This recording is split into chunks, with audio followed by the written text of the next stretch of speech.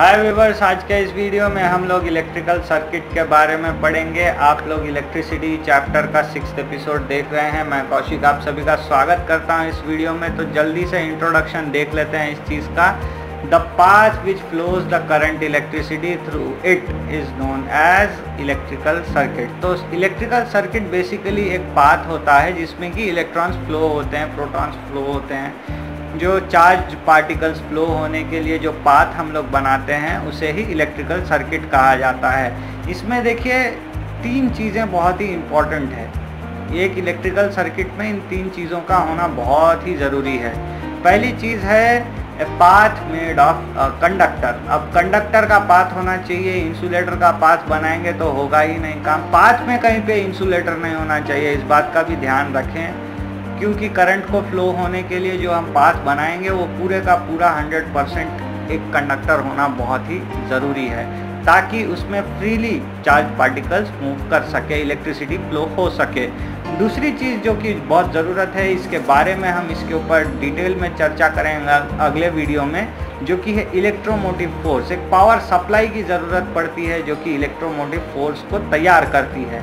Electromotive force के बारे में हम अगले वीडियो में बहुत विस्तार से पढ़ेंगे, अच्छे से पढ़ेंगे, आपको उसमें कोई डाउट ना रह जाए इसकी मैं पूरी कोशिश करूँगा। अब इसके बाद थर्ड जो चीज़ होती है वो है 2 टर्मिनल होने चाहिए, एक हायर पोटेंशियल वाला, एक लोअर पोटेंशियल वाला। तो 2 पोटेंसीज के यहाँ पर हमको टर्मिनल्स की ज़रूरत है।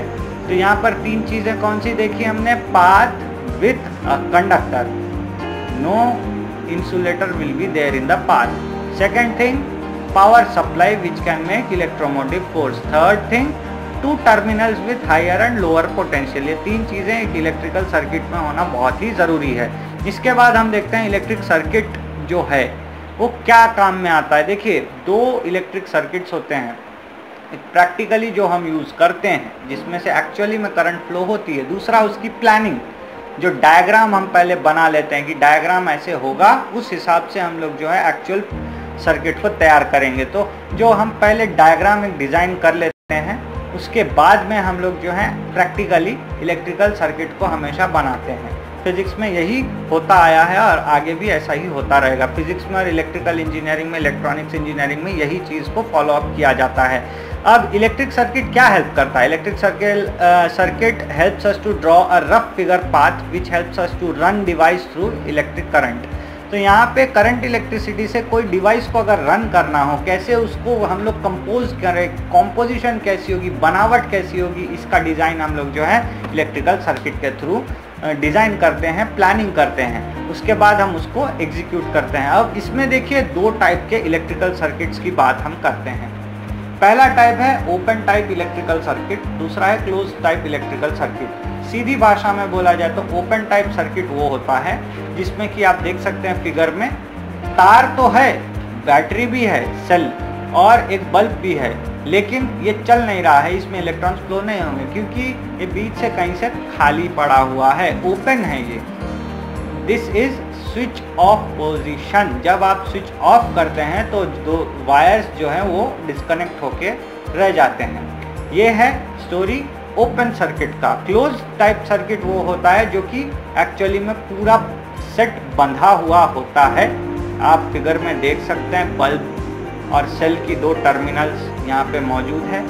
ये इलेक्ट्रिकल सर्किट क्लोज टाइप का है। दोनों को हम इलेक्ट्रिक सर्किट कहेंगे क्योंकि देखिए इसमें आप 2 टाइप के वायर्स देख सकते हैं, रेड और ब्लैक, दोनों में है ये रेड और black wires are the conductor path. यहाँ पे आप सेल देख सकते हैं, सेल जो है वो एक्चुअली में एक हायर पोटेंशियल और लोअर पोटेंशियल बनाता है, प्लस ईएमएफ भी बनाता है, तो सेल उस काम में आता है। हम वर्क करने के लिए कोई डिवाइस लगाते हैं, जैसे बल्ब लगाते हैं, इसमें हमने बल्ब लगाया हुआ है। तो open type circuit does not allow the flow of current electricity and close type circuits use to flow current electricity. तो यहाँ पे ओपन टाइप स्विच ऑफ है और क्लोज टाइप स्विच ऑन है, बेसिकली ये आप समझ लीजिए। अब यूटिलाइजेशन की बात करते हैं, इलेक्ट्रिक करंट कैसे हम लोग यूटिलाइज कर सकते हैं सर्किट के थ्रू। सर्किट के थ्रू ही हम इलेक्ट्रिकल एनर्जी को यूटिलाइज कर सकते हैं। बेसिक सी बात ये है, we can use various devices such as bulb, fan etcetera through the electrical circuit. हम लोग इलेक्ट्रिकल सर्किट के द्वारा ही बल्ब, फैन, ये सब कनेक्शंस हम लोग फिट कर सकते हैं घरों में या लैब में। तो इसके थ्रू ही हम लोग जो है, पहली चीज़ हमारी ये है, डिवाइसेस रन करने के लिए हम लोग इलेक्ट्रिकल सर्किट्स को यूज़ करते हैं। दूसरा, we can also measure the voltage of और द पोटेंशियल डिफरेंस, जिसे कि V कहा जाता है, and magnitude of electric current, जिसे कि हम स्मॉल i से इंडिकेट करते हैं, using voltmeter and ammeter respectively. तो यहाँ पर वोल्ट मापने के लिए भी हम इलेक्ट्रिकल सर्किट को यूज़ कर सकते हैं कि एक्चुअल में जो हमको डेटा दिया गया है सेल में, उस हिसाब का वोल्टेज है कि नहीं है। उस सेल के अंदर कैसे मापेंगे, एक सर्किट बनाएंगे, उसके अंदर वोल्ट मीटर लगाकर चेक करेंगे। दूसरा तरीका यह है कि करंट का फ्लो कितना हो रहा है, उसकी मैग्नीट्यूड, उसकी इंटेंसिटी को मापने के लिए हम लोग एम मीटर यूज़ करेंगे। तो एम मीटर से हमको रिजल्टेंट मिलेगा एक्चुअल में कितना करंट फ्लो हो रहा है या नहीं हो रहा है। We show resistor as any load as such as bulb, fan etcetera. तो हम क्या करते हैं, जब भी बल्ब या फैन को इंडिकेट करने की कोशिश करते हैं हमारे इलेक्ट्रिक सर्किट में, बेसिकली हम लोग जो है उसको एक रेसिस्टर बना देते हैं। रेसिस्टर या लोड कहा जाता है उसको। आप बल्ब भी लगाएंगे तो आप इलेक्ट्रिक डायग्राम में जो है, सर्किट डायग्राम में आप उसको रेसिस्टर के हिसाब से शो करेंगे, because it is using the energy. Resistor क्या होता है उसके बारे में भी हम आगे आने वाले कुछ वीडियो में देखेंगे। बहुत ही काम की चीज़ है और बहुत सारे डिवाइसेस को सिर्फ और सिर्फ रेसिस्टर के वजह से रन कर सकते हैं हम लोग। ओम्स लॉ टाइप का भी एक बहुत बड़ा इम्पॉर्टेंट टॉपिक। तो यहाँ पर ओम्स लॉ को भी हम लोग इस रेसिस्टर से यूज़ कर सकते हैं। बहुत ही काम की चीज़ है, जैसे कि मैंने आपको बताया, आगे चलकर भी ये मैं पूरा आपको डिस्क्राइब करूँगा इसमें। अब यहाँ पर हम लोग सर्किट में एक और चीज़ लगा सकते हैं जिसको कि रियोस्टैट कहा जाता है। वैसे बहुत सारे डिवाइसेस हम यूज़ कर सकते हैं, लेकिन बेसिकली फिजिक्स के लैब में, इलेक्ट्रिकल इंजीनियरिंग के लैब में, इलेक्ट्रॉनिक्स इंजीनियरिंग के लैब में हम लोग एमीटर, वोल्ट मीटर और रियोस्टैट का ज़्यादा यूज़ करते हैं। रियोस्टैट क्या है, वोल्टेज को कम ज़्यादा करता है। एक ऐसा वो एक मशीन है जो कि हमारे इसको कंट्रोल कर सकता है, वोल्टेज को कम ज़्यादा कर सकता है। अगर वोल्टेज बढ़ेगा तो करंट, इलेक्ट्रिसिटी का मैग्नीट्यूड भी बढ़ेगा, वोल्टेज कम होगा तो मैग्नीट्यूड कम होगा। अब यहाँ पर मैं आपको एक टेबल दिखा रहा हूँ। इस टेबल में आप देख सकते हैं कि बहुत सारे सिंबल्स हमने यूज़ किए हैं जो कि इलेक्ट्रिकल सर्किट में यूज़ होते हैं।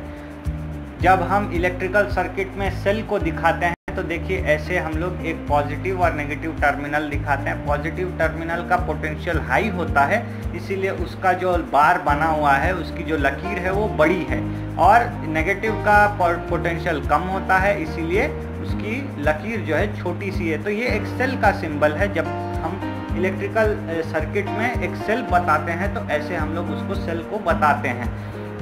बैटरी के जब कॉम्बिनेशंस हम यूज़ करते हैं, कई डिवाइसेस आपने देखे होंगे 2-3 सेल्स से चलता है, तो उसको हम लोग ऐसे शो करते हैं एक बैटरी के कॉम्बिनेशन के सेल से। छोटे छोटे सेल्स मिलाकर एक बैटरी बनती है। तो ये बहुत सारे सेल्स जो आपको दिख रहे हैं, इसको हम बैटरी भी कह सकते हैं।